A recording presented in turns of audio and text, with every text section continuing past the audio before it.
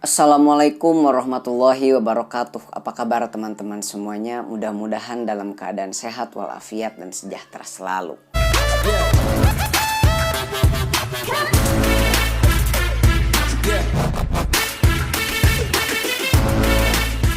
Kali ini kita akan membahas tentang agama Kapitayan lebih lanjut.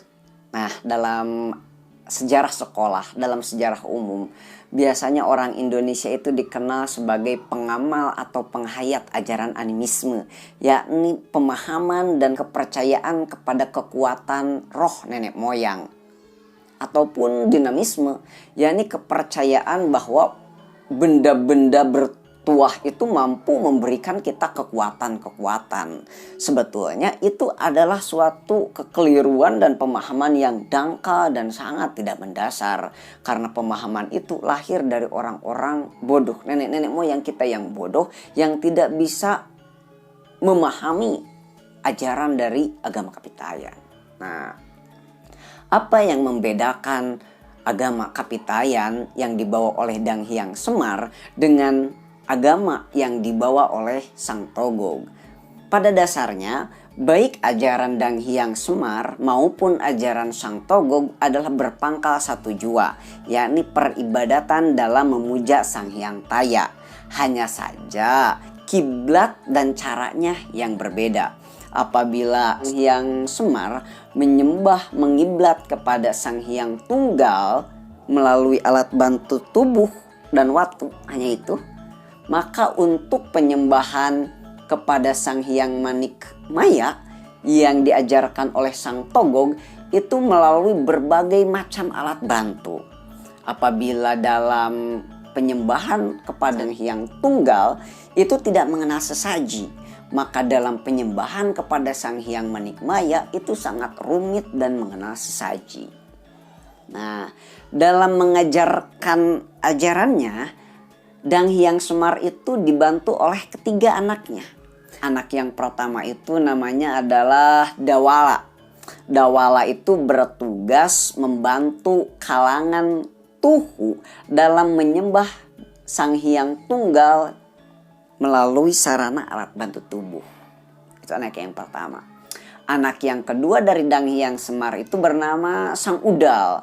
Sang Udal itu bertugas mengajarkan kepada kalangan Tuhu dalam beribadah kepada Sang Hyang Tunggal melalui tondem di depan batu, di depan watu.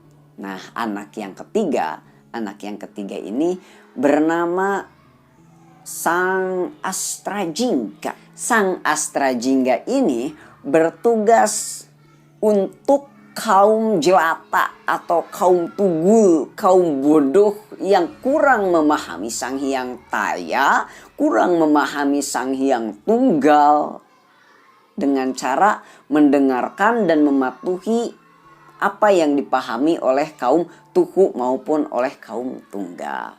Nah, sama juga Sang Togog dalam menyebarkan ajarannya untuk menyembah kepada Sang Hyang Taya melalui Sang Hyang Manikmaya itu dibantu oleh ketiga anaknya. Anak yang pertama itu bernama Sang Bilung. Sang Bilung itu mempunyai banyak pengikut. Nanti pengikutnya ini mempunyai kekuatan yang sangat hebat. Pengikutnya ini bisa melakukan teluh, bisa melakukan santet, dan biasanya ini para dukun dan para paranormal. Ini para paranormal.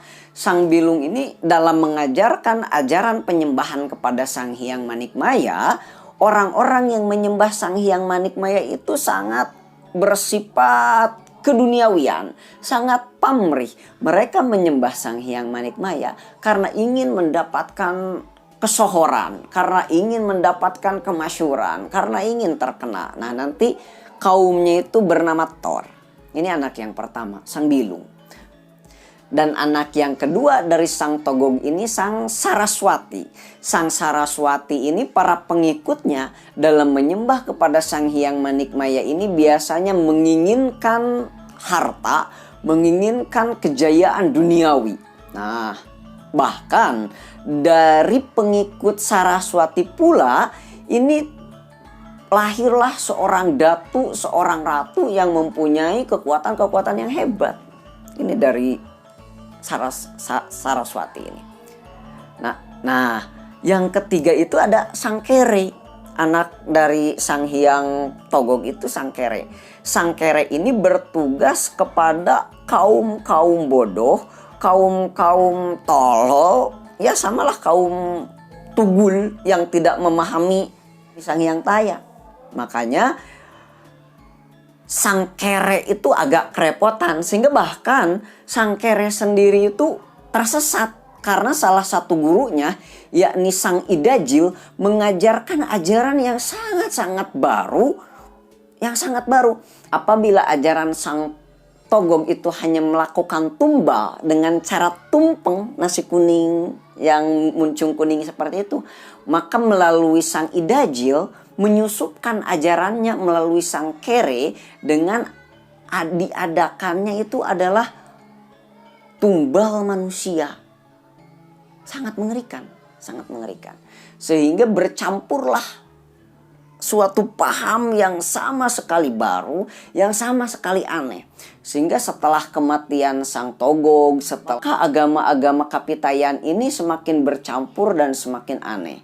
Di antara ajaran sesatnya Sang Idajil ini adalah dalam mengenal kepada Sang Hyang Manikmaya, dia tambahkan dengan tumbal manusia. Itu yang pertama. Yang kedua, bukan hanya tumpeng yang disajikan dalam tumbal, tapi juga tuak. Sehingga orang-orang, sebagaimana namanya Sang Idajil, yakni mengatur pernapasan, mungkin sebelum ada upacara adat, ada upacara dalam penyembahan kepada Sang Hyang Manikmaya, ditambahkan tuak. Sehingga mereka meracau, bingung karena aliran napas yang tersendat dan juga karena pengaruh tuak, sehingga mereka seolah-olah kerasukan arwah leluhur. Dari sinilah muncul paham-paham yang mempercayai kekuasaan bahwa arwah leluhur itu adalah orang hebat. Padahal itu sama sekali ajaran baru yang tidak diajarkan oleh Dang Hyang Togog. Maka beratus-ratus tahun setelah Sang Togog dan Dang Hyang Semar meninggal, ajaran penyembahan yang berkiblat baik kepada Sang Hyang Tunggal maupun kepada Sang Hyang Manikmaya yang seharusnya benar-benar terpisah, kini bercampur aduk, ditambah adanya Sang Idajil yang menambahkan tuak dan tumbal dalam acara penyembahan kepada Sang Hyang Taya. Ini menjadi awal mula kekacauan dalam ajaran agama Kapitayan. Setelah kesesatan yang berlanjut itu, dari Sang Bilung itu lahirlah seorang keturunan yang bernama Teja Mantri, yang kemudian bisa membersihkan kembali ajaran Kapitayan melalui jalur penyembahan kepada Sang Hyang Manikmaya. Namun Sang Teja Mantri keturunannya itu tidak melahirkan, sehingga ajaran ini hilang dan tidak terpakai kembali. Begitu pula ajaran agama Kapitayan melalui penyembahan kepada Sang Hyang Tunggal itu tersesat, sehingga ada seorang keturunan yang bernama Dang Hyang Badranaya. Nanti anaknya itu ada Patruk, ada Gareng, dan ada Somaita. Namun keturunannya itu berhenti, sehingga memang agama Kapitayan ini yang berasal dari Sang Hyang Taya. Sang Hyang Taya ini suwung, lalu menjadi agama Kapitayan. Nah, ini suatu agama yang syariatnya benar apabila zaman dahulu. Namun karena zaman terus berganti, ini harus direvisi ulang. Sehingga pada kisah ketika Syekh Siti Jenar bertemu Dang Hyang Semar, Dang Hyang Semar mendengar ucapan dari Syekh Siti Jenar bahwa memang apa yang kamu ajarkan itu sama dengan apa yang Islam ajarkan, bahwa agama Islam juga mempunyai Tuhan yang memang tidak terbayangkan, tidak terpikirkan, terimajinasikan. Lalu Dang Hyang Semar berkata, benar, itu ajaran yang kami ajarkan, dan saya yakin Islam akan jaya di tanah Nusa Jawa, Nusantara ini, karena apa yang kamu ajarkan selaras dengan yang telah saya ajarkan, karena agama yang Anda bawa ini akan membawa keberkahan dan kemakmuran bagi tanah Nusa Jawa, Nusantara.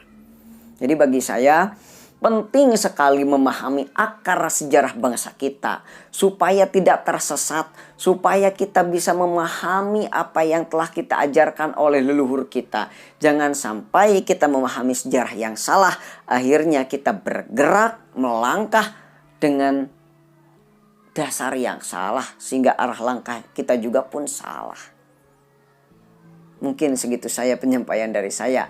Apabila rumit silahkan diulang kembali, dipahami kembali. Apabila tidak sepakat silahkan komen di kolom komentar. Apa komenannya nanti kita akan bahas secara detail kembali.